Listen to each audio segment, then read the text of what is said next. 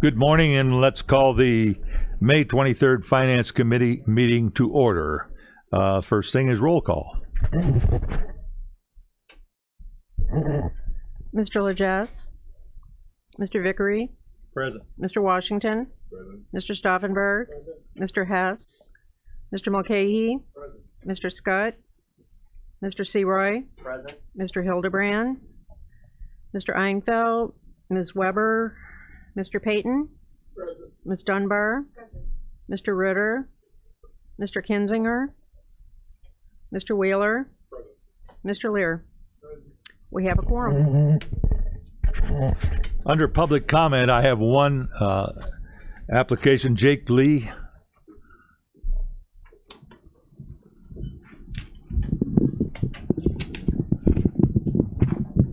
Good morning, Mr. Chairman. Thank you very much. Just wanted to start out by recognizing, I'm sure everyone knows, Memorial Day is rapidly approaching. And as a veteran, we always like to stress the fact that Memorial Day is not for us. Memorial Day is for the honored dead who gave that full last measure of devotion, and they are the ones who this sacred holiday is set aside for. So I would like to wish everyone a safe Memorial Day as you go on to recognize those who have sacrificed the ultimate sacrifice in the name of freedom. I wanted to point out as well that I am very excited about hearing what takes place at the Finance Committee meeting today. I did get a chance to watch the executive meeting where I heard for the first time about the Juvenile Detention Center in that level of detail and those kinds of things, putting the county in a strong financial position. I saw part of the CAFR yesterday evening and noticed our net position has increased last year. The equity in the general fund has a significant increase, still a deficit, but I mean, lots and lots of positive things that I'm looking forward to hearing from our outside auditors and when they present the CAFR. So anyway, I just wanted to point that out. And in that spirit of progress and continuation, I wanted to kind of point out, I noticed on the agenda, and I sent an email to the board yesterday about the financial policy and procedure update. And so I sent some other documentation regarding the 4 AG opinions you've heard me talk about and the auditor statute, etc. Just kind of outlining where that policy kind of perpetuates an ongoing problem that we have in terms of our non-compliance with the Illinois compiled statutes. And so I think it is very important that I take a few moments just to talk about why I hold the positions I hold, because I know I won't get an opportunity to present those later, so I just wanted to do it in this forum. The fact is that when we look at the history of how what happened and the basis on which it happened, it was all born out of Sarbanes-Oxley. And Sarbanes-Oxley, as I'm sure everyone here knows, applied to external auditors who were also performing non-attestation services. That's why Arthur Andersen is no longer a Big Five, okay? And so what happened is the generally accepted governmental auditing standards, or the Yellow Book that we call it, which is kind of the government's update of Sarbanes-Oxley, all was used as a justification for power that did not exist at the time to separate an elected office. Now, this body has made decisions where when things were done that shouldn't have been done, such as the 1994 resolution that gave elected officials veto power over the county board, was repealed, because the county board felt that that was not right and they were giving away their authority. And so I am convinced that this body will deliberate and will debate and will ensure that we are in compliance with the state statute, state law, and that we have a full understanding of all of the accounting regulations. Some of the things that are used to justify our ongoing problem is the Single Audit Act of 1984 as amended in 1996, where it actually gives the definition of what an independent auditor is, an external auditor of state and local governments, and it talks about them meeting the independent standard as it relates to the generally accepted governmental auditing standards, or the Yellow Book as we call it. So I just wanted to kind of outline some of those things. I can go into a lot more detail if there are any other questions, but I am deeply concerned because as an auditor, we're always assessing risk, and if we are going to perpetuate something that continues to violate the state statutes and it's based in something that is not applicable to an internal audit function of an elected official, girded around authority that does not exist, I think that that just kind of opens us up to liabilities that are something that I can't imagine anyone on this committee or the full board will want to be exposed to. So I feel it's incumbent upon me to explain those positions and to kind of give light and open the gateway for that discussion. Again, I am very excited about the progress that has been made. Department of Homeland Security out at the jail with the Sheriff's Department, the fee structures, the collections that have taken place and fees collected that hadn't happened before, decisions this body made with negotiating union contracts, all of these things working together. The accountability and transparency we've all been committed to has contributed to the situation we have today. And as the auditor, I am very excited to hear what is presented today. Thank you very much, Mr. Chairman. I'm not aware of any presentation that we have today, so I'll move to approval of the minutes of the April 25th meeting. I'll need a motion. Mr. Washington, Mr. Stauffenberg, all in favor signify by saying aye. All opposed, like same. Motion carries. Next thing, Treasurer's Office, Mr. Nick Africano. You have copies of his report. I'll need a motion and a second. Ms. Dunbar? Consolidate. Oh, motion to consolidate and approve. Okay. Ms. Dunbar and Mr. Sirois, all in favor, signify by saying aye. Aye. All opposed, like same. Motion carries. Good morning. Good morning, Nick. I don't really have a whole lot today, just to tell you that, of course, taxes are being collected. I don't know. Oh, I'm sorry. Yeah. I'm on now. Taxes are being collected. We're collecting right now a little over $1 million a day. There's been some challenges with the new tax bill format. I'm aware of some of them. We're keeping a list so that we can tweak that next year if I should be here. And the reason the tax bill layout changed, I think I just let everybody know. It's so we could save about 2 cents per tax bill because we went to a double window envelope. So we didn't have to print an envelope. And by not printing it, we saved. So that's why the format had to change to accommodate that. And then, as you probably noted, we have electronic tax bill availability now for people who wish to sign up for it. And we did a insert sheet this year to explain to people some important details and where distribution goes. As a result of this sheet, we were asked to present last night at the Marycrest Community Association, and it was really, really beneficial. We talked a lot about, obviously, I'm the collector of the tax and I distribute it, but they had lots of questions, and I think that this sheet created a jumping off point for those questions. So the county got an early distribution, as you probably all know. We were given the opinion from the Jim Rowe that we needed to wait till the state's attorney, until bills went out, and so we did that, and then we wrote the check.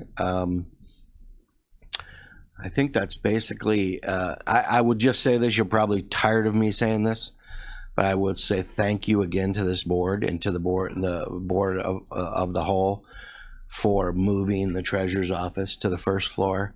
It is for the taxpayers, a game changer.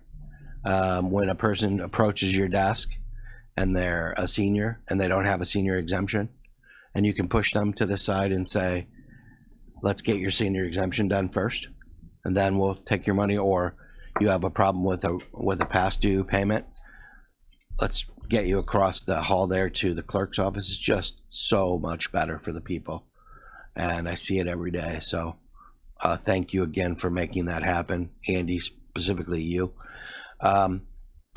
Any questions? Any questions? Mr. Stauffenberg? Any forgiveness for senior payment? I don't see that. There is no forgiveness for senior payments. Well, now that you're a senior, is that what we're? I've been a senior for 10 years. For 10 years, come on. That's right. No, that was stopped last year, just so you know. We asked the state's attorney for an opinion regarding that, and the opinion was it wasn't real strong on keeping that going. And so we didn't do it last year, and so this would be the second year. We did, and of course, you know, I still will see how things go and deal with it. Mr. Sirois? Thank you, Mr. Chairman. And Nick, kudos to you and your staff for taking on the move of the treasurer's office. Those in buildings and grounds had fought for a lot of years to get that treasurer's office over into this building. Awesome. So thanks to you for making that streamline easier. And another thing that I was made aware of by people in my district, that you took everybody's, the owner of the parcels only received one envelope, but they had all their parcels in the same envelope. So instead of getting 6 or 10 letters in the mail of tax bills, they got one, which was awesome. That's the way you save money. Technology is a great thing, and kudos to you for figuring that out and saving on some stamps and some postage. Well, you know, we have some people that have over 50 parcels. Yeah. And so what essentially it is over 5 parcels, they would put them into a manila envelope. But we can mail up to 5 in the envelope. But thank you for bringing that up. That actually brings me to one. Did you have another question? No, that's it. One of the challenges on the tax bill, and it was absolutely my fault, and I missed it. Instead of property address, so if it's an owner of multiple parcels, instead of an address, it has a description. And we were made aware of that right away by Cole's Apartments, who, you know, has, yeah. So Floyd's office called right away, but we have a fix for people I can alphabetize our tax rolls and then give them lists. So if that comes up to anybody, send them my way, and my office staff will help. It won't happen next year if I'm here, but send them my way. If they need help, I can fix it. Mr. Lear? Thank you, Mr. Chairman. I do think that the new tax bill does have a lot of advantages, and it's good that you made those changes. One other thing that was brought to my attention is, in some cases, a couple who are landlords were getting 2 sets of envelopes. In other words, some of the properties was under the wife's name, some of them was under the husband's name, and they were getting 2 sets of envelopes. I don't know if that's a big issue, but at least you need to be aware of it. Okay. Well, that's one I hadn't heard, but I will put that one take that under advisement as well. Chairman Wheeler? Thank you. I did want to mention that it was for the first time. I don't know if this has ever happened. It may have in the past, but since I've had the pleasure of being a property owner, I've never seen it. The list of where the tax distributions all go on that little insert that you put inside the tax bill. That it was great to see it. People in their own homes can see where their tax bill is divided up and who's getting the big chunk, and everybody. You know, school district for the most part, wherever you're at, is getting the big chunk, and the county is a smaller, much smaller sliver. And then depending on municipality and all that stuff. So it was enlightening. I will mention that, you know, the messenger gets shot, so everybody starts yelling at the county when they see that the total about the school district in that aspect. But it's helpful for people to know, and it just goes to show that you know, you see people at a lot of the debates for some of the countywide offices, and if you go to a school board race debate and there's 3 people there, maybe more people need to pay attention on that aspect of it. So, because I go, and I'm one of like the same 3 people that are always at the school board debates. Well, So, I appreciate you saying that. Was sort of the impetus for this bill, is to say if you have concerns perhaps your concern should be based on the amounts people get, and so here's what everybody gets, and you can address your concerns as well. And you notice I put on here that all our meetings are on YouTube as well, to try to get some more viewership, so people see what the county's doing. I just want to clarify, when I meant debates, I meant when people are running for election. Yeah. It was not the meeting where they're debating finances. It's people get involved after the fact. So anyway, thank you. Any other questions for Nick? And I appreciate that new tax bill too. Thank you. I don't like the numbers. Yeah, they're a little. I was told they were a little small. Are you talking about the size of the number or the amount. The amount. And if anybody sees Mr. Snipes, make sure he got his bill. I know he was concerned he might not get his bill this year, and I told him I would for sure make sure he got his bill. You could, Yeah. hand deliver that. Hand deliver, yeah. Thank you. But I appreciate that new tax bill. Thank you. Next online, Mr. McCarty. Oh, that's right. Yeah, the sheriff, he has to be somewhere. Oh, okay. Motion to amend, Mr. Seroy's and Ms. Dunbar, all in favor signify by saying aye. We'll amend the agenda and come aboard. Thank you very much. If you would keep Jim Lamott's family in your thoughts and prayers. Jim was a former county board member, chairman of our ETSB board, chairman of our merit commission, and his wife's funeral is today, so we're going to try to go there and anyway, keep them in your thoughts and prayers. I was at the wake last night. Yeah, I saw you. And I don't have a whole lot. That's why I thought it wasn't a big deal to switch, and I appreciate Steve and the auditors letting me do that. A couple things. First of all, the second item on the agenda we are going to bring back to the next meeting because we have to publish in the newspaper. So we will do that at our next meeting. We sent out the report for the Sheriff's Committee. I believe Diane sent it to the entire board.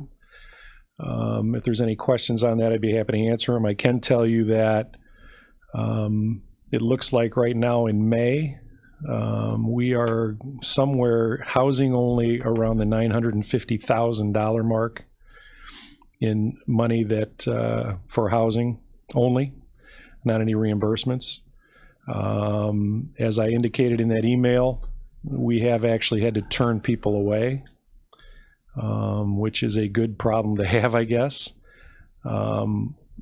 We are continuing to work with both federal legislators, local legislators to try to get this shell built out. Obviously, we don't want to burden locally, take the risk of building that shell out and then something going south. Because they don't make a guarantee, we are certainly not going to put our local taxpayers in that position to where we build it out, it's good for a couple of years, and then bam, it might be gone. So we continue to work with Senator Duckworth's office, Congresswoman Robin Kelly's office, Congressman Adam Kinzinger's office, locally with Representative Parkhurst in trying to get things done both at the jail and the airport. So, and our numbers right now are good. Our locals are a little high, which is also a good thing, but remember, we are responsible for them probably first and foremost. So, Any questions for the sheriff? Mr. Stauffenberg. Like, what's a normal stay for the detainee lengthwise? well, the ICE number is a little bit skewed because they being ICE, transports individuals who are being deported here throughout the week, and then they are transported to Gary where they're flown down to Louisiana. So from that standpoint, it's probably about, the average would be about 8 days. However, if you take those numbers out, the ones that are brought in the same week, it's more like 6 to 8 months. That's a pretty high turnover then. Oh yeah, very high turnover. Yeah, very high turnover. Chairman Wheeler. Thank you. You brought up a bus, either a meeting or two ago. What is one of those run? Just if we start to look at that for fourth quarter because we know I've been stuck behind the line of cars at the exit with it broke down, so I can attest that you do have mechanical issues with those. The buses we have, I believe back in the day in 2005, 2006 were around 70,000. If we wanted to get a bigger bus, the ones we drive now we don't drive them, the ones that ICE brings down, those are upwards of 100, and Todd would probably know more specifics. Really? Yeah. You want to get a big one? What's the size of the one you've got now? It's like a. We have a 20. No, it's a 25. We have two. one is a 25 passenger with a handicapped accessible back, and then we have another one that is a 21 passenger that has no handicap accessibility. So. Do you fill those all the time? I mean, most times we don't. Well, I think one of the things to keep in mind is we don't take those buses every trip. We only take those 25 and 21 passenger buses when we need them. Otherwise, we're taking vans. Right. So when we use them, we need them. Right. Yeah. Okay. We're not just taking them because we have them. They got our transport people and Corporal Joe Hernandez, Corporal Amanda Appel, and the supervisor of our transport unit, Lieutenant Marlon Woods, do a great job in utilizing our vehicles, as well as Jay Hansen, who does a great job with the upkeep. Any other questions? Hearing none. Thank you, Sheriff. Thank you. And we'll move on to Steve McCarty.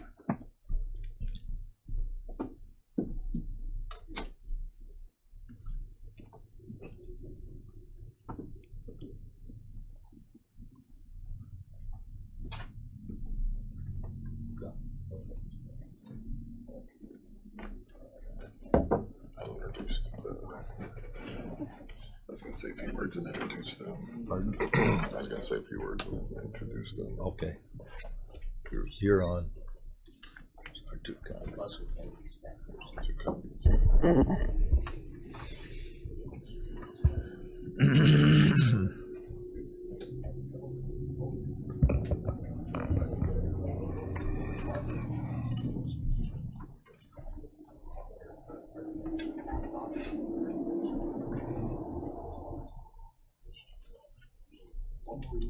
think everybody's got a copy. Good morning. I just wanted to say a few words and then I'll introduce our representatives from SKDO.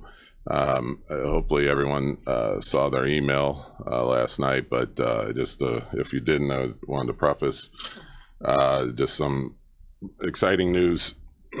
Excuse me. It's been a real blessing to be able to discuss this.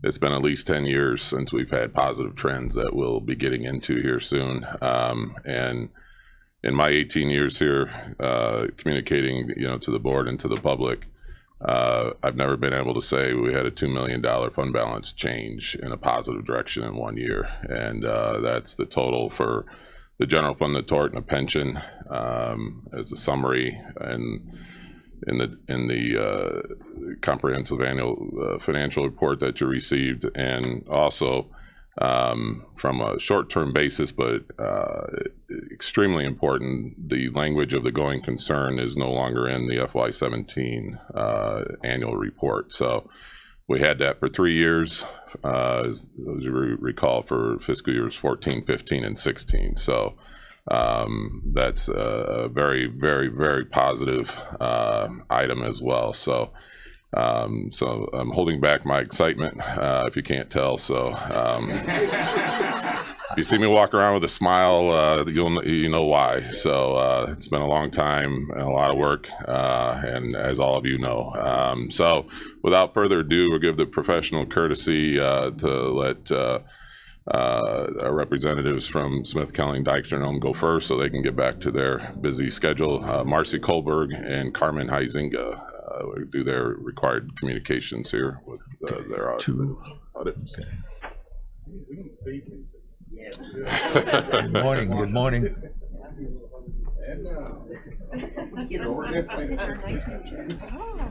Yeah, we need a band.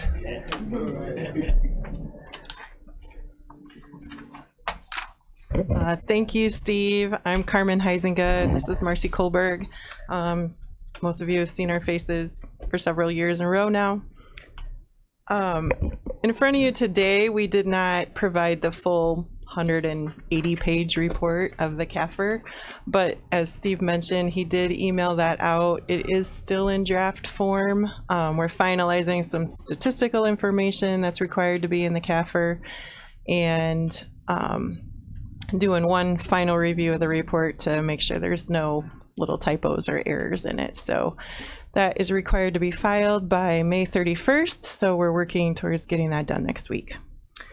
What's in front of you is just some highlights that we will be going over in our presentation.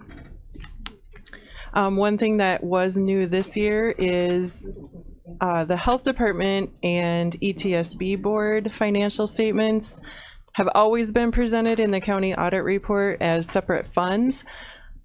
In past years, they've had separate audit reports issued just for their departments. This year, we combined them all, and we just did one big audit report rather than separate audit reports.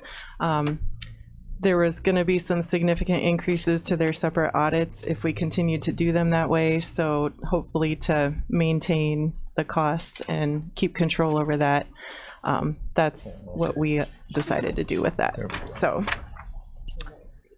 and they agreed to do that. So.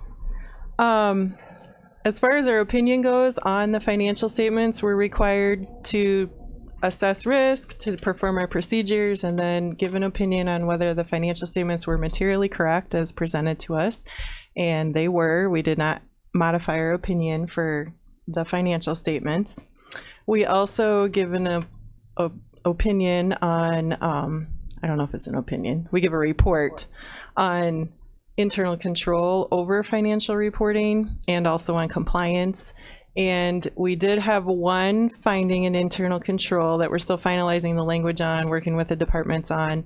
And that will be in the final report that all of you will receive. And we're working on management's response with that as well. But that is not in the report that was emailed to you last night. So look for that to be coming.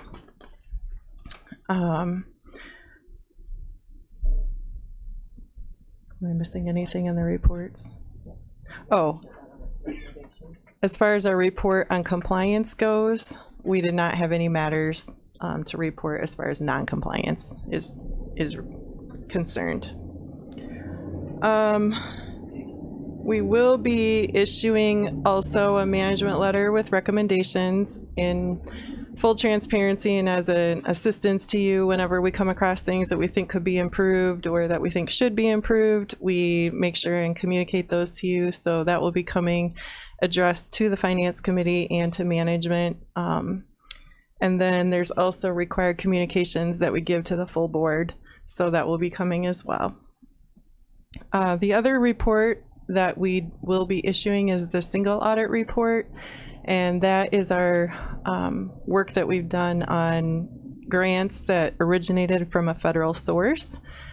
So the grants that we audited were the workforce grant here at the county and then the WIC grant at the health department.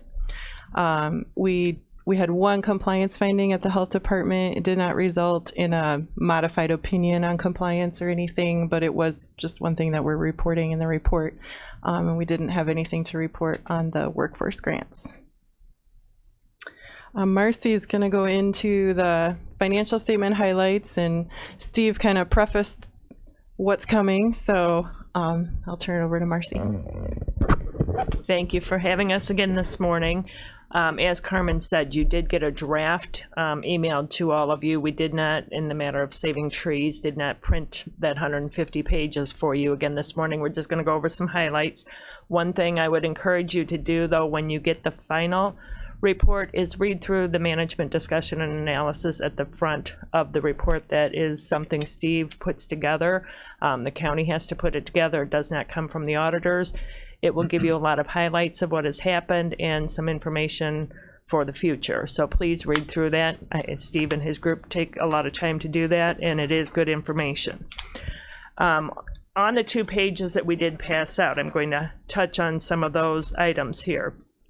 As Steve has indicated, your general fund this year, and we gave you a 10-year history here of general fund, pension, the highway, which those are considered your major funds, and then all the other governmental funds put together. That does not include 911 and animal control. It does include everything else at the county. So if you see that top line there, the first time since, I believe it's 2011, that the general fund balance increased. As we said, it is still a deficit of 2.6. Last year it was 4.2. So it's exciting to see that you guys have kind of turned the corner, and we're going to talk about that in the going concern in a few minutes here. But that you did have an excess in the general fund if we exclude the tort fund, because the tort is combined with the general fund in these numbers. If we exclude the tort fund, your excess revenues over expenditures in the general fund was $1.3 billion. If you include the tort, you are at 1.6. Overall, the governmental funds, which is this whole page, is moving in the right direction. Your total was $3.2 million increase over last year in all of those funds. So you guys have been increasing revenues. You know, out of the inmate revenue obviously has gone up, but you're also maintaining control over expenditures so that that revenue is helping build, you know, getting closer to a positive fund balance overall. In the cash flow area, which you don't see here necessarily, but if you look at the interfund borrowing, in note 12 of the draft, and it will be note 12 in the final, which, like I said, you have, you've got, yes, on the second page here. We have some information on the interfund balances there. One thing we'd like to point out, and we came over and talked Monday with Stephen, Andy and Anita to go through our final kind of wrap up and see where things were.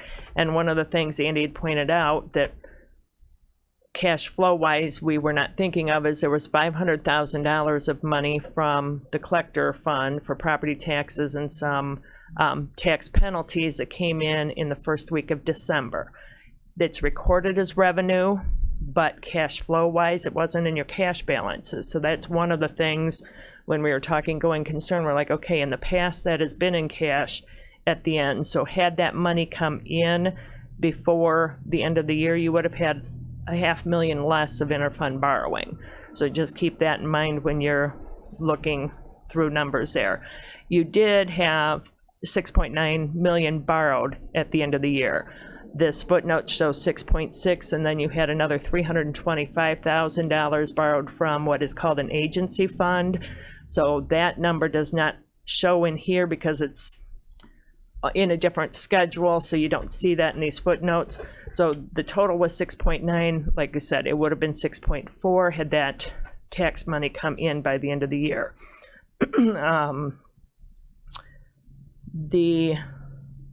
And that agency fund money may end up having to be repaid here by November for Nick to send to the state. We're looking at some numbers there because of the escheat laws and that. So we're working with Nick. He's looking at things to determine what needs to happen there.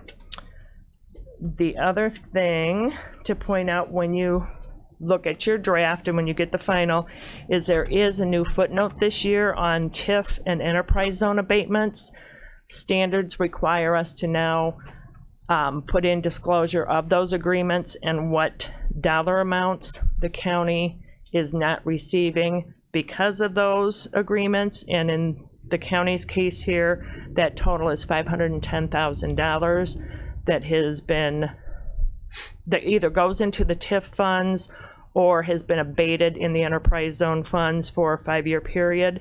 So that money hopefully will come back on the rolls at a point, or be rebated from the TIF funds, the TIF districts. If it's not spent, it comes back to the taxing bodies. I believe it was $260,000 that the Bradley TIF sent back to you recently. So that money, like I said, it's a new disclosure that you had not seen last year. As far as the going concern, like I said, Monday we came over and talked with Steve and Andy, and at that point we did still have the going concern language, excuse me, in our report. And we were talking through things and went back and took a look. We said, okay, let's see what is going on. And because of a number of factors, we decided it was time to remove that going concern. There, as Steve has indicated, some significant increases in the general fund, tort fund, and pension. First time in a number of years that there has been that increase. You've made positive steps to reduce the interfund borrowing over the next few years.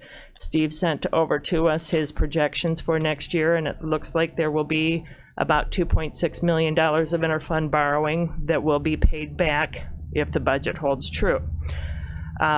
We had talked about the accounts payable days that things sit out to be paid. Last year was about 120 days for a bill to come in and get paid. Now you're down to 60 days. So that shows improvement also. Tax anticipation warrants a few years ago were a big concern. I believe that's why in 2014 we started the going concern language, because you weren't able to find banks at that point that wanted to loan money as tax anticipation warrants. Had to do a lot of bargaining, and a couple of banks went together to say, okay, we will help this situation. You've been paying down and taking less tax anticipation warrants each year, and you've been moving out the dates. In January of 17, you had borrowed $3 million. You pushed it off another month, which had happened the year before also, borrowed 2.5 and pushed it to February of 18. So our understanding is that the banks at this point are more willing to work with you for those loans. Like I said, 3 and 4 years ago, that wasn't the case. So again, another indication that things are improving. Contracts, union contracts have been settled during 2017 with some very low or no raises, very immaterial retro pay. So again, a good thing that helps you budget for the future here. You also had in May, as all of you know here, the agreement with Will County regarding the Juvenile Detention Center. That had a big impact. We were able to record, or the county was able to record, about $1.5 million in fiscal 17. So as of November 30th of 17, $1.5 million because of that agreement. And then you're going to be receiving in cash $1 million, and as of 12/31, you still had about $3 million of credits toward future rental expense over there. Any money that is left at 22, I believe it is, November 30th of 22, if I have the date right, you will receive in cash if there is any money left there.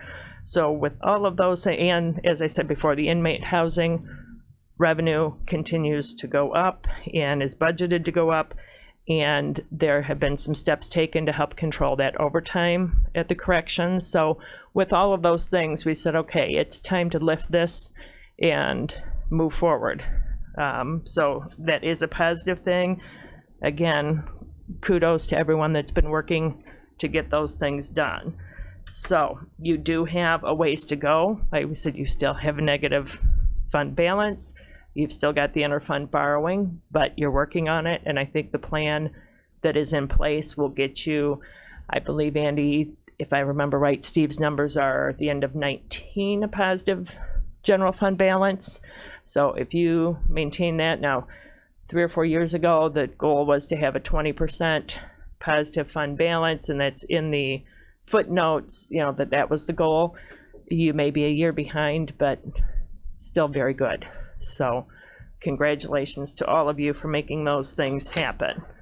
I'm going to go ahead and turn this back over to Carmen to update you on some other items here.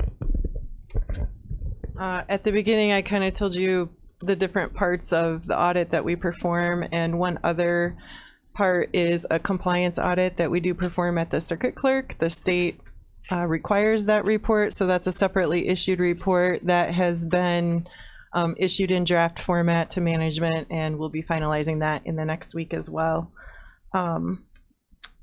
I just wanted to thank everybody for the opportunity to do your audit. It is it's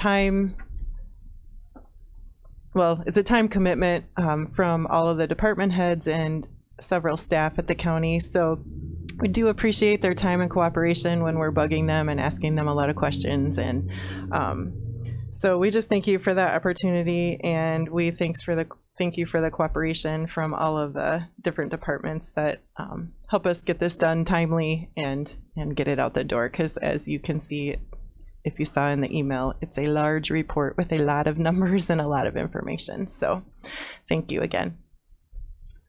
Any questions? Yeah. Accept the financial report. Is that, or do we vote on it next month? I can't remember how that procedure goes.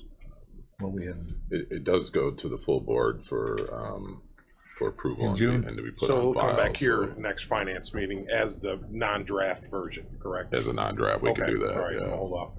Yeah. Ms. Dunbar. Thank you, Mr. Chairman. When it does come back next month, are we gonna get it? We received this at 4:35 last night, and it was 118 pages, and I didn't print it, and I had a few questions about it, but, you know, are we gonna get it a little sooner so we have time to digest it? It should be out next week. Yeah, we should be Yeah, done we'll be next week. finalized next week, so whenever it's sent. We have SEC filing requirements that mandates us to have it on file by May 31st. So we will, and we'll send out the final copy as soon as it's available to everyone. And if you have specific questions that you want to ask to us, I mean, feel free to call our office. If you have questions for Steve or Andy, I'm sure in between you can call them as well. I mean, and if you want to ask your questions today, you're welcome to do that too. So Can I ask a follow-up question, Mr. Chairman? Sure. The one thing I did notice was the contingency. We had set, and Andy knows I'm not a financial person, but I do my best.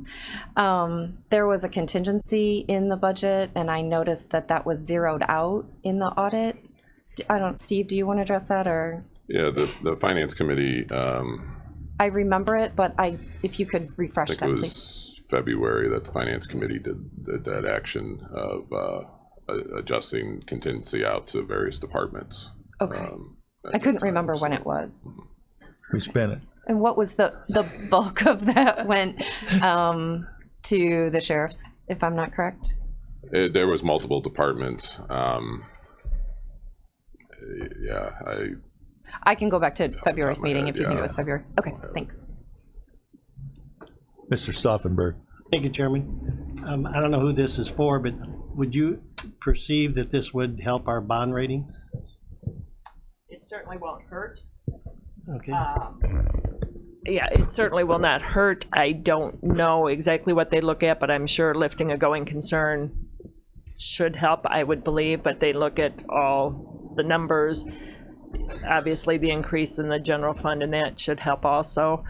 I would think that they would go up, but we don't work with the bond rating firm, so I would hope it would go up, but I would think yeah. it should, yeah. Yeah. Maybe we can get some better interest rates. you know, we can't answer for them, but this should definitely help. Yeah.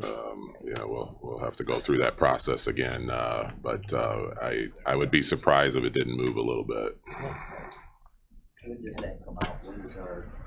We usually have that discussion late July or August with Moody's. Mr. Mulcahy. Thank you, Mr. Chairman. As far as the wording on the going concern, is that your determination that pulls that away? Is there a number that triggers that, or is that a gut feeling, or? technically it's management that determines to put that language in the footnote. And we as auditors, if we decide that there is is an issue and we believe the language should be in there and management doesn't put it in there, then we would address it in our report. So it's been a mutual thing to include that language, and management proposed to us that they felt because of these increases and positive direction that they would want to consider removing it and lifting it. And then we Concur. you know, we did our due diligence on it and got the numbers and got comfortable with those projections and everything, and then we all mutually agreed that yes, it can come out. So Thank you. Yeah, and I did not go through what the going concern looks at, but they're looking at operating for the next year. So you guys are halfway through the year at this point already. They look at if you've had to increase significant borrowing, which you have not, if you've had to sell assets, if you've had to shut down operations, all of that type of thing. And they said then 3 years ago when this started, the TAW issue was a big concern, because if that money had not come in, what were you going to do? And it was going to be letting people go. And then how do you operate, etc. So like I said, the turn I think has been made, and that borrowing issue is not out there at this point in time. We don't believe, from what Andy and Steve have indicated and what the numbers are showing. So it is somewhat a mutual thing. Like Carmen said, if we believed it should be in there and management didn't want it, because the financial statements in the footnotes are the counties, we can recommend, and we do prepare them, but we give them to Steve to review, and Andy sees them. If there's something in there in any fashion that they'd say, no, you're not going to put that in there, then we would have to adjust our opinion. So we would have to modify that. Any other questions? Oh, and Chairman. I just want to be clear, but they are under an ethical standard to report that to the committee. Oh, yes. This committee would say, your management wants it out, but we Right. think it should be in there. Correct. That's their certifications and standards and all of that. if there would be a disagreement with management, that would show up in our communications with you as a board. So even if it got resolved, those disagreements are required to be reported to you as a board. Thank you. Any other questions? So go through the 170 pages. It'll be a test. And if you have questions, let us know. Okay.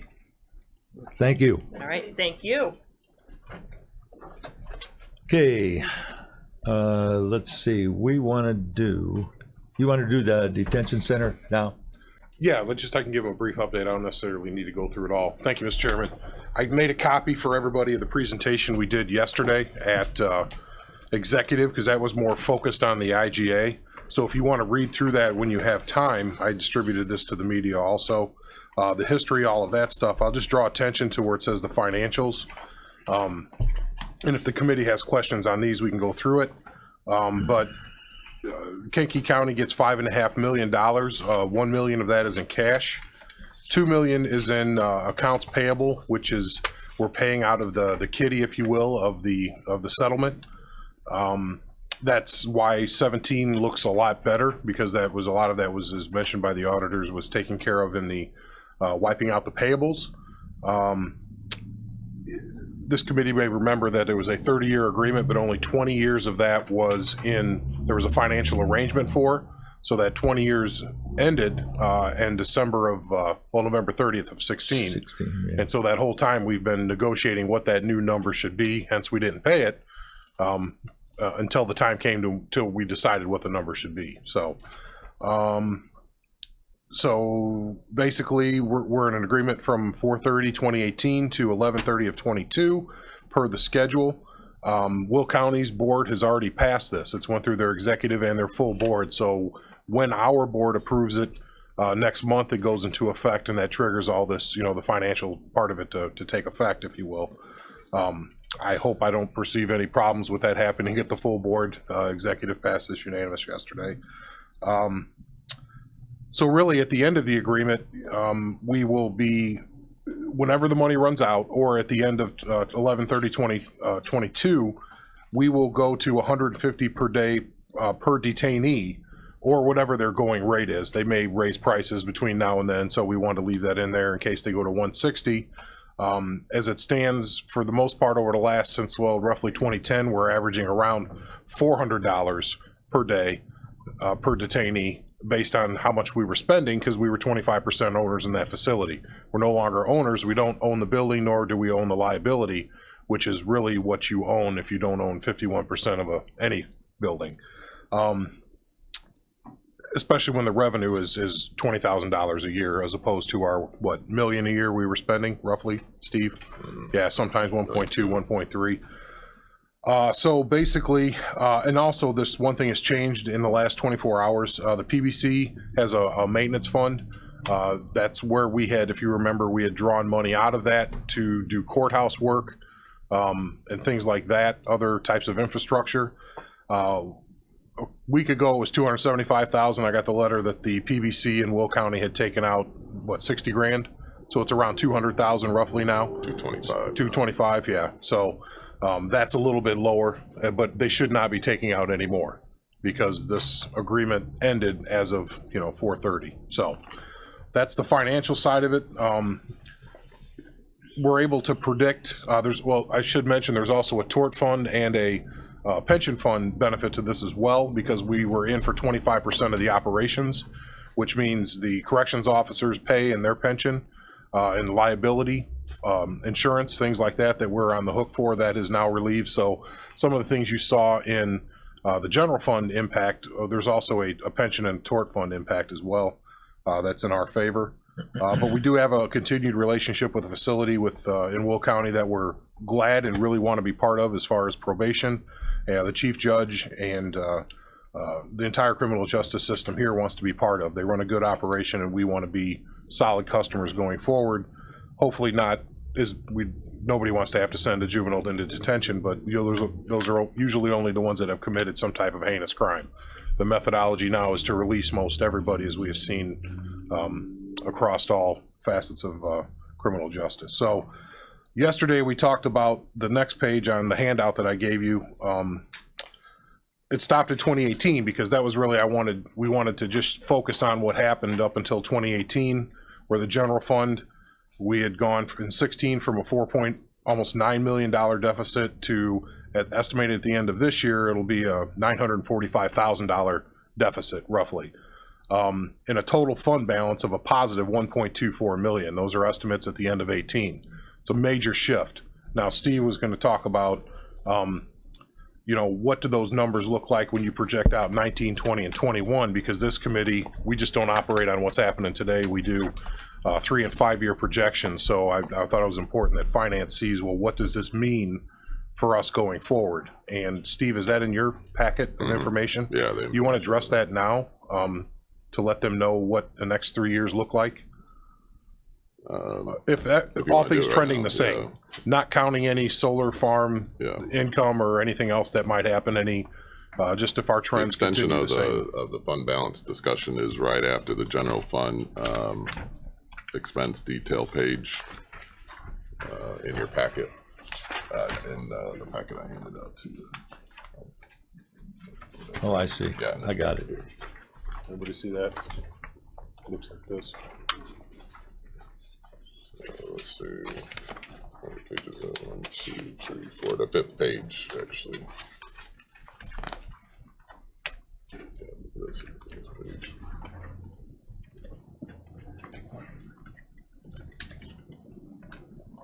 So do you want to touch on that, Steve, or do you want me to? Yeah, we have, what's in front of it is just the detail of FY18. It would take some time on, or if you just want to review it, as far as the trend that all the department heads have taken a look at, and including the $1 million payment from the Will County, the new Will County and Kankakee County agreement.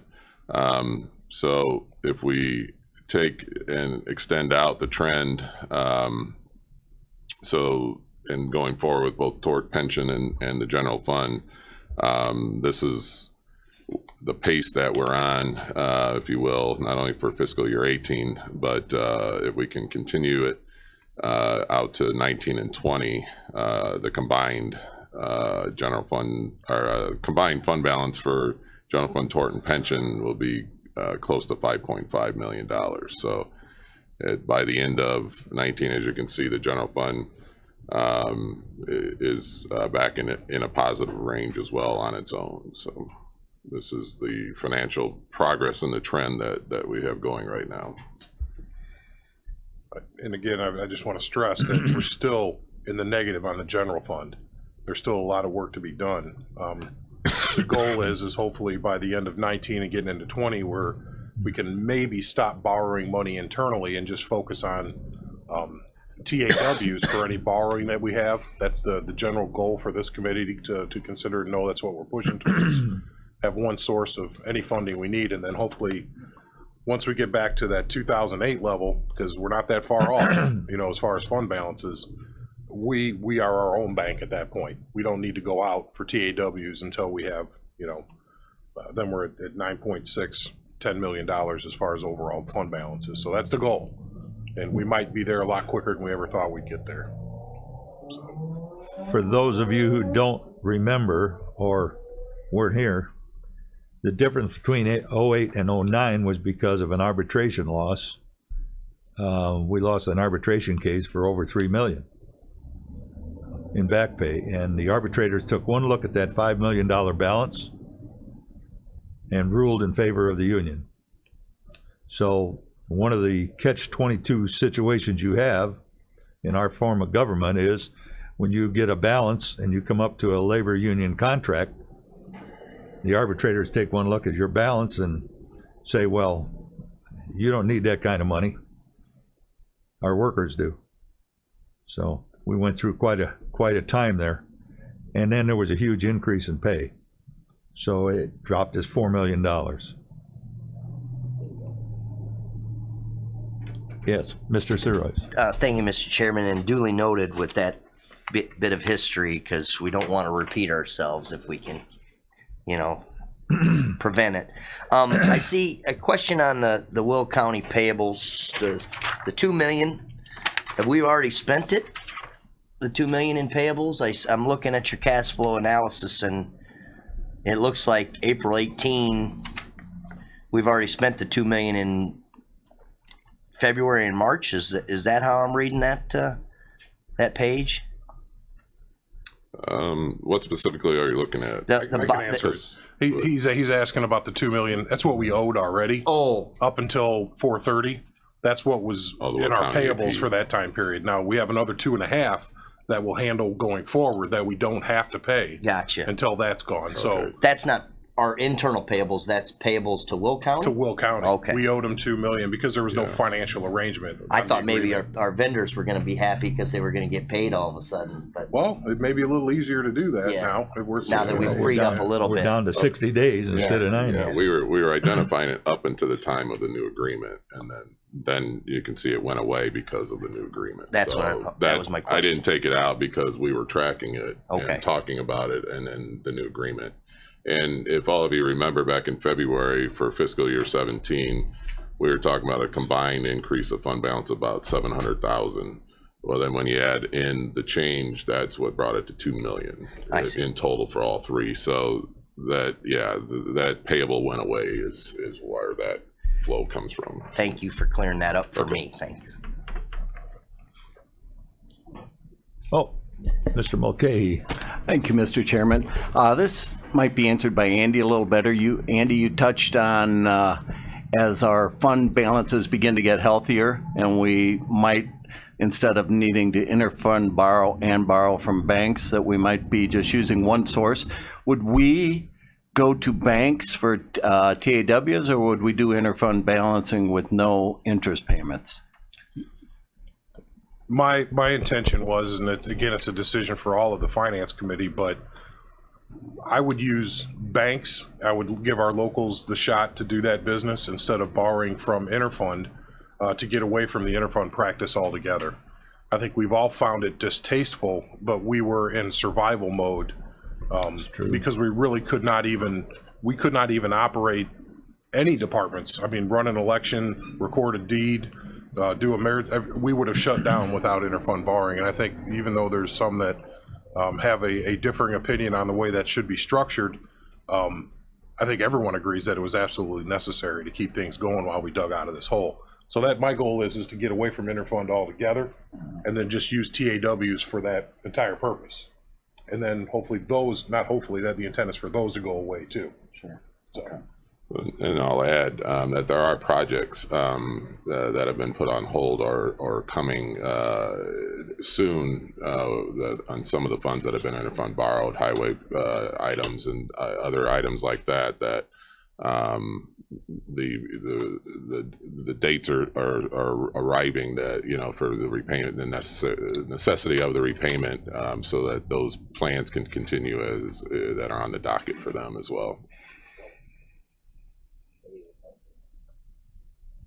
We didn't need any action on this today, did we? We did it yesterday. Yeah, we did that yesterday. Okay. I was before the committee saw what the law aspects of this work.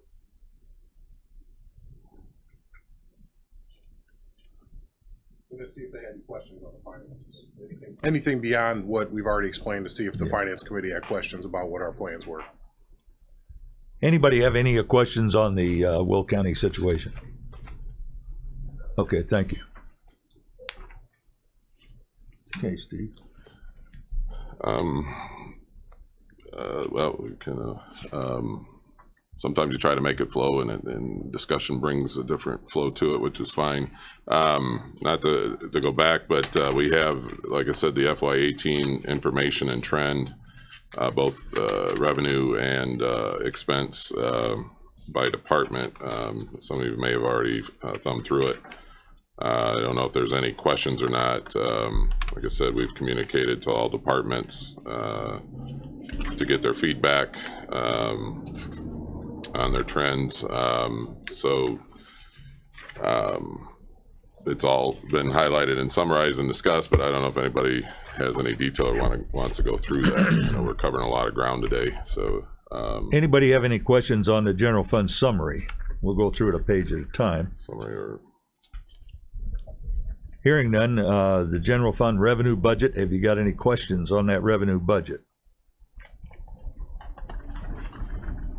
On page 1, I bolded the miscellaneous income. That's where we expected the $1 million payment once all the new IGA is completed. We'll plug in under administration there, one-time payment going forward. So I just wanted to outline and highlight that for you, where that's going to land. And then per the sheriff response, the other big item is the out-of-county rental line on page 4 of the revenue. They're estimating that they're near heading, and the pace is on for potentially a $10 million year for the inmate rental program. 11 or 12 might have been higher. 12, yeah, I think 12 was, yeah. Is it 12 and 12? We've got it. Yeah, he's got a. 10.6 was the highest. 10.5 and 10.6 for 12 and 13. Part of the cash flow sales tax information. Yeah, 10.6 and 12 and 13. So we're very close. You see that, Todd? Yes, thank you.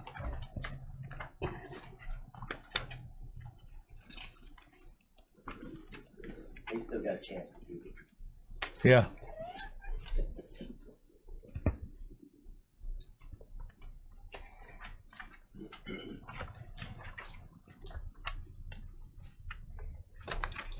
Probably one of the most important ones is the cash flow analysis.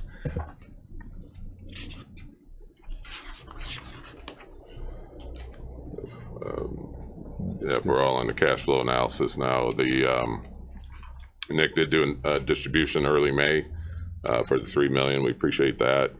It did allow us to catch up a lot of our AP. So yeah, our AP numbers definitely changed with the Will County, the new Will County IGA, and then getting the early distribution and getting our vendors, we're within 60 days. And even in May, in previous years, we've never been at 60 days in May. It's always been July after the first distribution that we were able to do that. So from a cash flow standpoint, it's you know, getting our vendors there and keeping them at a May date is unheard of for the last 6, 7, 8 years. Andy, on that Will County thing, will that 1 million, will that flow in soon, or? It's after we approve it. After so we the way approve the it. agreement's Okay. written is as soon as we approve it, then it'll flow in. I'm sure it'll be relatively quick. Thank you. We'll be extending out the cash flow here soon. We've been spending all of our time, obviously, on this year-end and the CAFR report and all the year-end information with the auditors. So we'll we'll get this extended out here soon. So and we're coming up close to here July, so we'll get that done. Yeah, and then the remaining part of the packet is, you know, the basic stuff, sales tax, income tax, those types of things, monthly update for those areas that we look at every month. So now somebody's got a question, I won't spend any time on that at this point. Oh, 1 second, Ms. Dunbar. Thank you, Mr. Chairman. Steve, I don't have a specific question about the reports. Just, again, I wondered if we could get them ahead of time, because I don't have time to digest all this right here. And, you know, we get all the other reports at least a day ahead, if that would be possible. Sure, yeah, I'll work with Diane on that to get them out. Oh, yes. Thank you. Mr. I Searles. was going to say the same thing, Steve, that maybe if you need to do this daily, you know, if you worked on this, put this packet together this morning, maybe we could have it when the meeting started and not right before you get up there, because it is a little tough to, unless you know specifically where you're looking at, it's kind of tough to hear. Sure, okay, will do. I agree with you, Liz. I have a question. At one point, Mr. Chairman. Thank you. At one point, didn't we have the other municipality sales tax? Am I missing it in here? I'm not. Should be outside. Yeah, it's not in there right now. We can grab that. It was everything going on yesterday afternoon and trying to get all this pulled together. Yeah. This month, I believe me, I get it. Yeah, this. Yeah. I would understand if this were arriving because everything that we. I was doing the cash last night, so I just haven't had time. I'm sorry. It's that time of the year. Yeah, it's just there's a lot of stuff being processed right now, so we'll work on that and add it. Yeah, municipality. Sometimes it explains a lot when you look at the other municipalities and what's going on and where's our sales tax may or may not be coming from. So.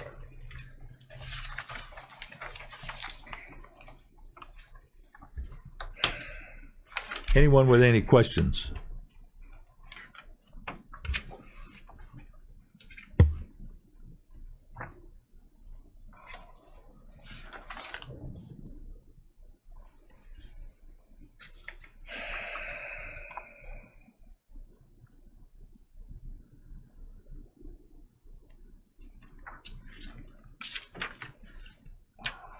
If there's no questions with the handout. Yeah, AT&T credit, just a discussion item. We are expecting approximately $55,000 credit on a data line, plus a $3,500 a month savings going forward. It's an item once we were able to get up to full speed and as part of our audit procedures, year-end close procedures, we identified and got after AT&T. It takes a few months for that to start coming through, but the interesting part is additionally this will be adding to a $23,000 credit that happened at the beginning of last year.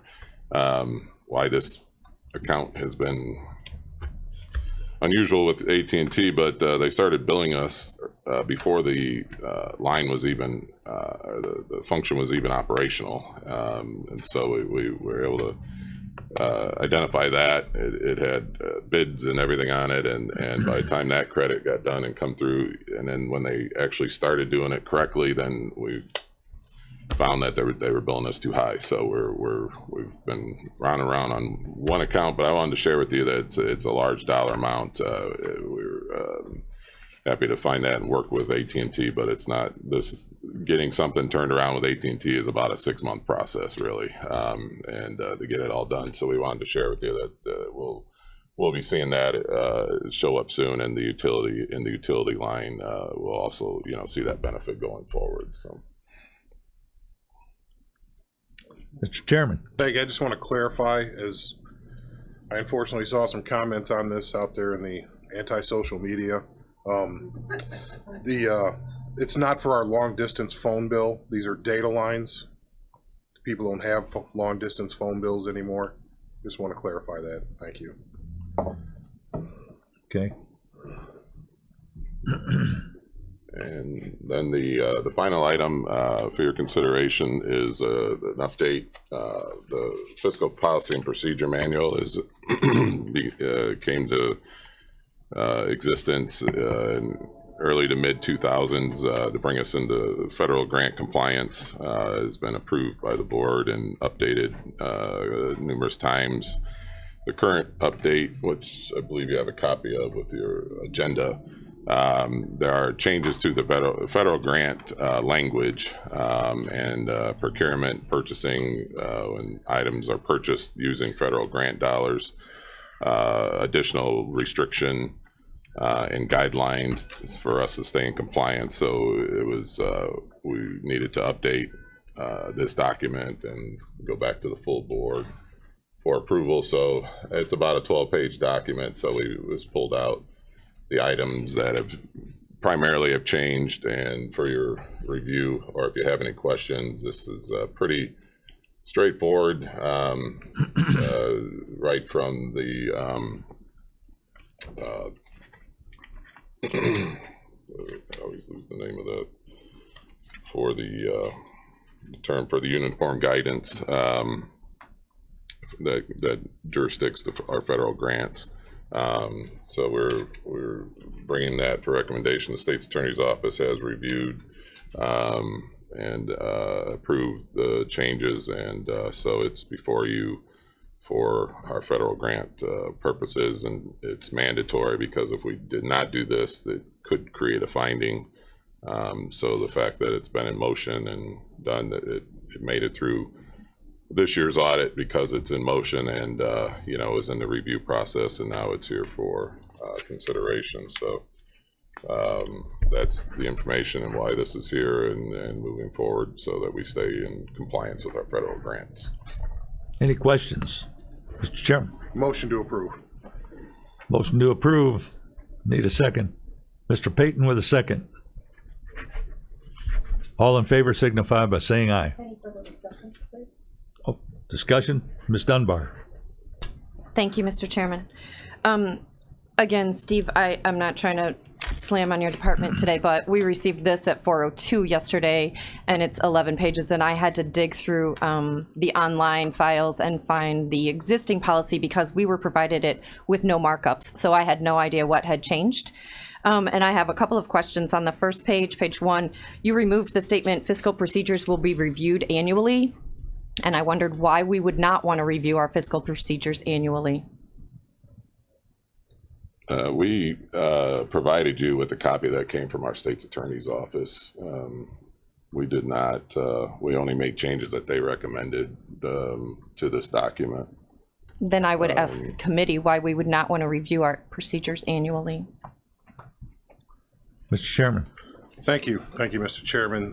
Those recommendations came directly from the documents you all see in front of you. Was edited, and the changes recommended based on their interpretations of the legal requirements as they stand right now. As to address another set of comments that we heard earlier, there are opinions with the attorney. We're looking for an opinion from the Attorney General on one central issue. Those changes were not accepted by the state's attorney's office. They gave them to us and said these are what the auditor would like us to change. The auditor does not set policy for this committee, can recommend all day long, and we I guess so that's where we're at right now. There is no, to your question, that line was removed by the state's attorney's office. And if there is a specific reason, I would say maybe that would be addressed towards the state's attorney's office, because they didn't explain. They told me that they removed some shalls and wills and kind of cleaned up some language, minor changes, and then the only major changes were this grant management part of it.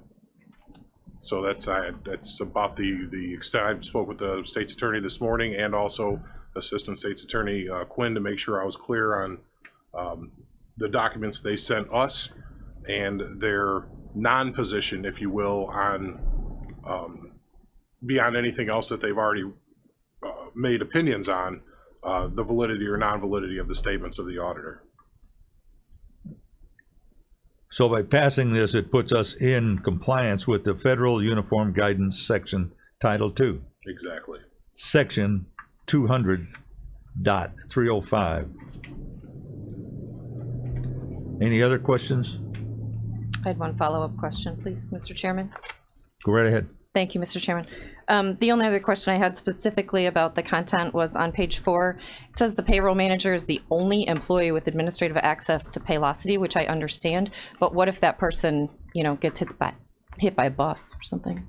Like, do we not have any kind of backup on that? It just scares me that in county government, only one person has access to it. Mr. Chairman?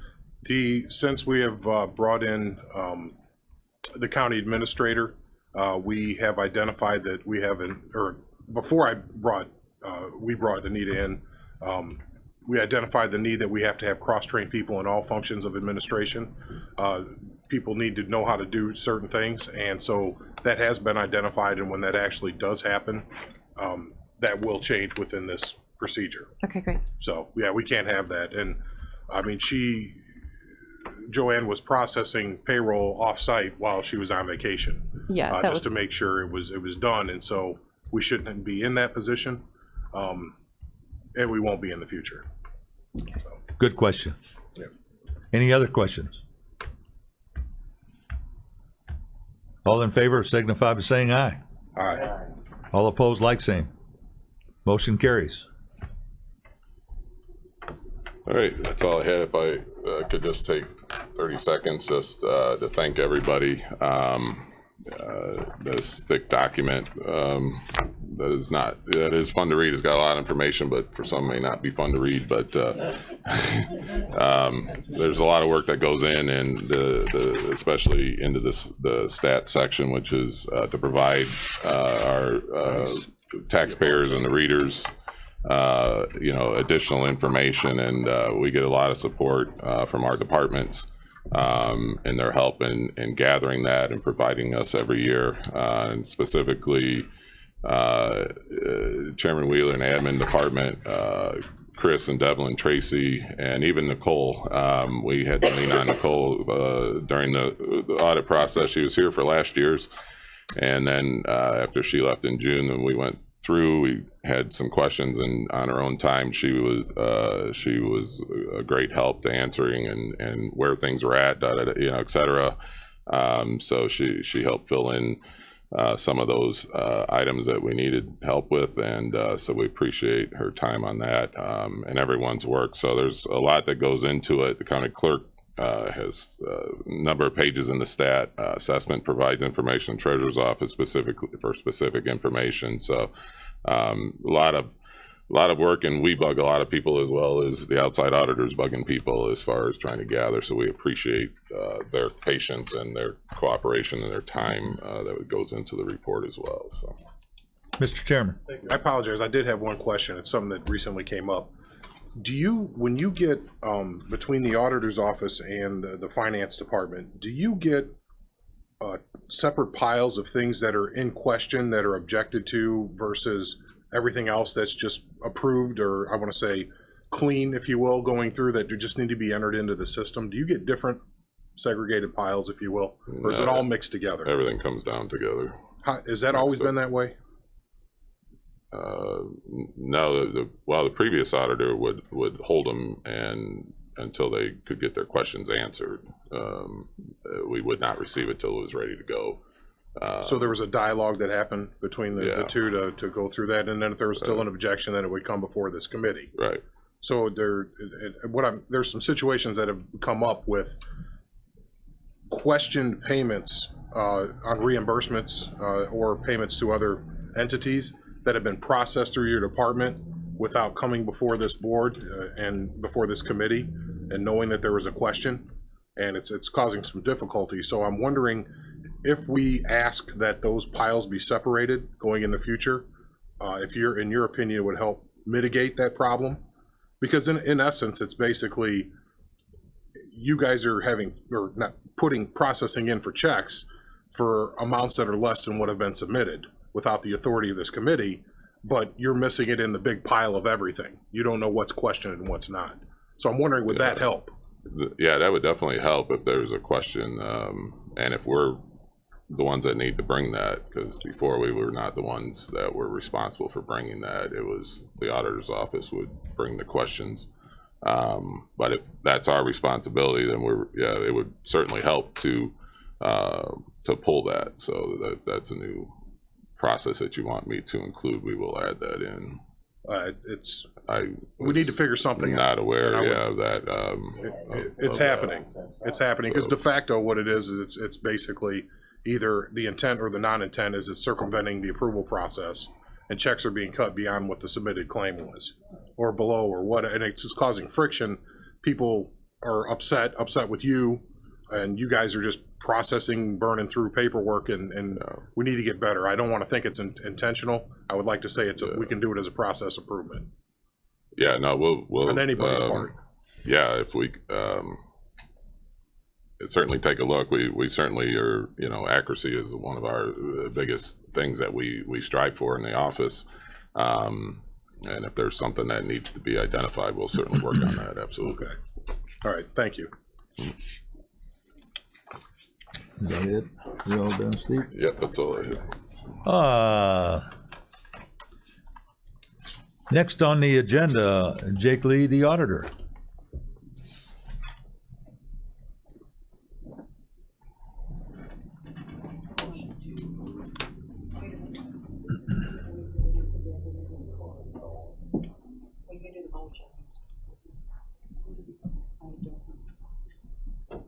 We don't have a quorum now? Oh.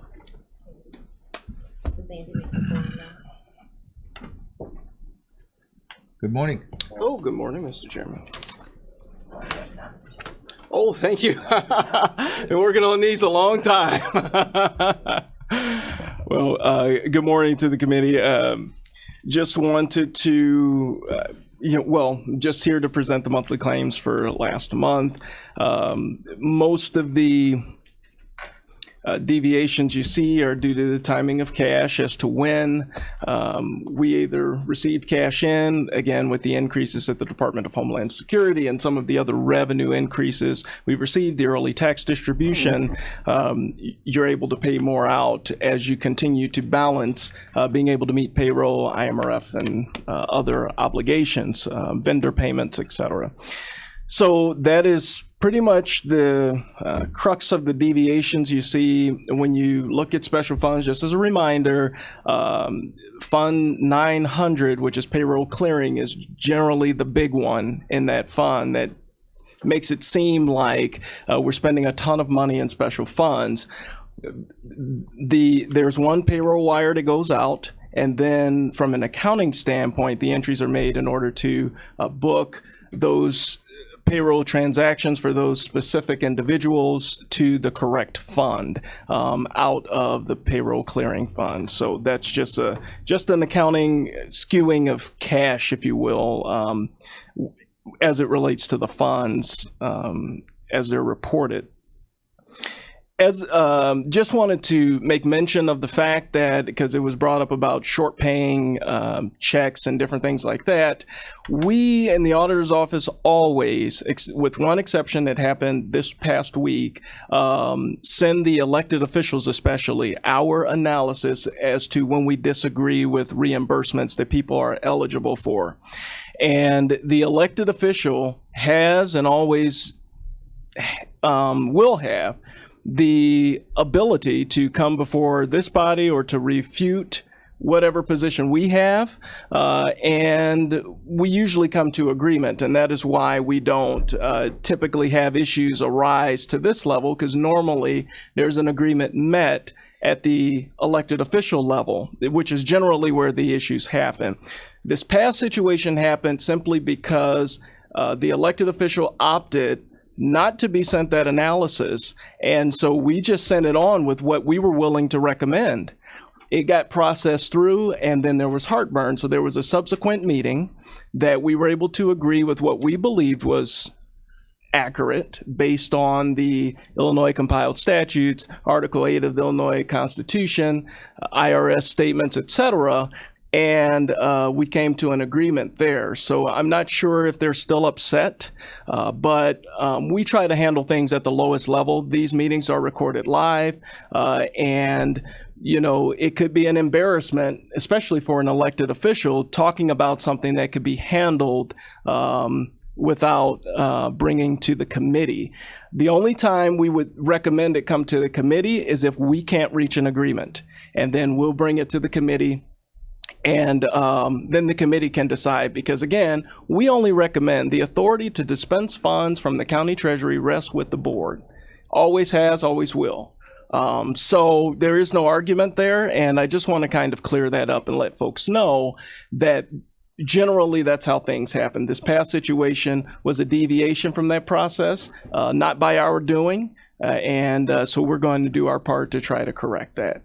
I will say that we had another situation where the state's attorney actually paid a check to the county to cover his employees who we believed went beyond their allowable amounts as it relates to the per diems dictated by the GSA schedule. So I want to point that out. We handle these things at the lowest level, and that is evidence. And I would like to highlight the state's attorney for doing that. That is way above and beyond anything we would ever recommend, but he felt obligated to write a check to the county to reimburse those expenses. So that's what I would say about that. Are there any other questions about last month's report?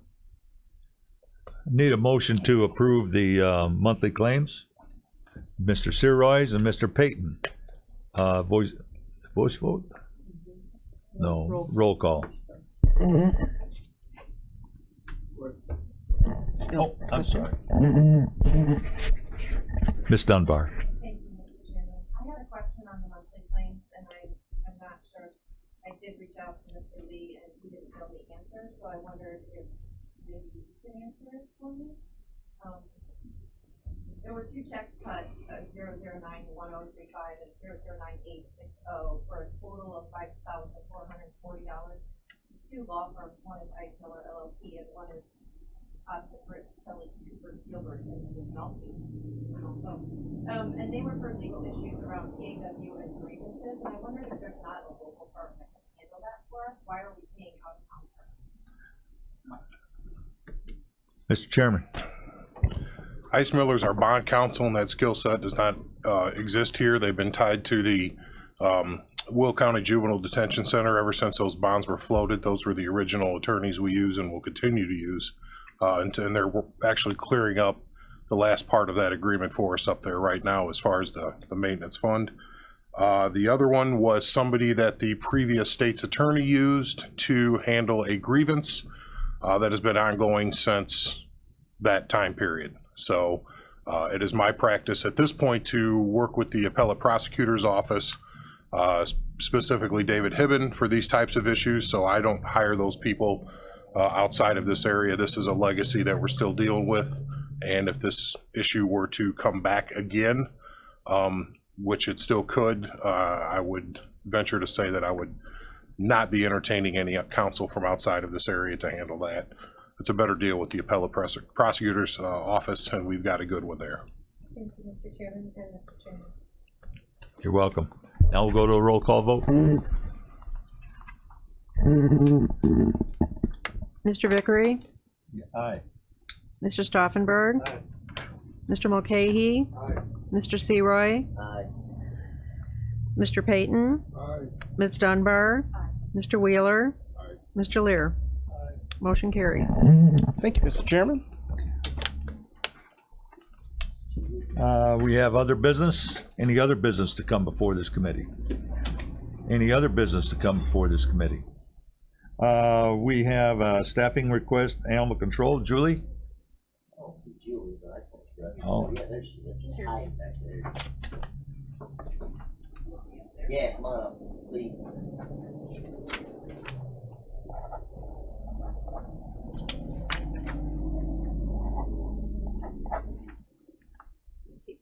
Come on up, we'll see your smiling face here.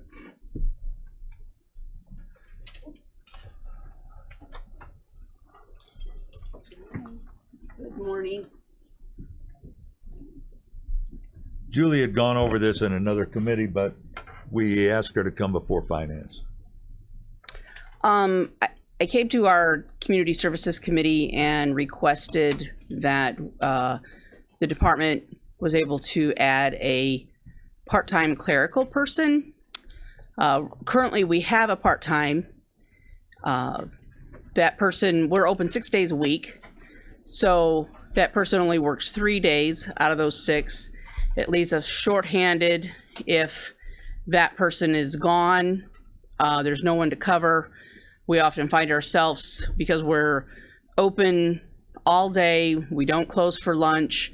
It makes it a little bit difficult. It makes it difficult on Saturdays because we're extremely shorthanded on Mondays and Saturdays because we split our small staff throughout those 6 days. And we find ourselves oftentimes in a pickle, not being able to do what we need to do. There's a lot of clerical responsibilities with the rabies, and I think it would be beneficial to have this additional employee. The current part-time employee did not want to extend her hours, so I felt that adding an additional part-time employee would help us meet our needs and then not be a burden at all on the general fund, because there are not benefits in that to be paid out. This money that would cover the cost for this part-time employee would come out of our animal control fund and wouldn't affect the general fund at all. Mr. Serois. Thank you, Mr. Chairman. Julie, do you have the amount you're gonna pay this person if you put that out there for the committee? I mean, and it will come out of your, fund balance. Yes, So it there'd will be come no out of our cost balance. no additional cost, so I just state that, and then I think I'll make a motion to approve. So for this year, since there's really only part of a year left, we're talking about $3,600. And for fiscal year 2019, a total of $7,800 for And you'll be able to cover that within your budget. Yes. Motion to approve, sir. Ms. Dunbar with a second. All in favor signify by saying aye. Aye. We may have to We may have to do a roll call. sir. We'll do a roll call.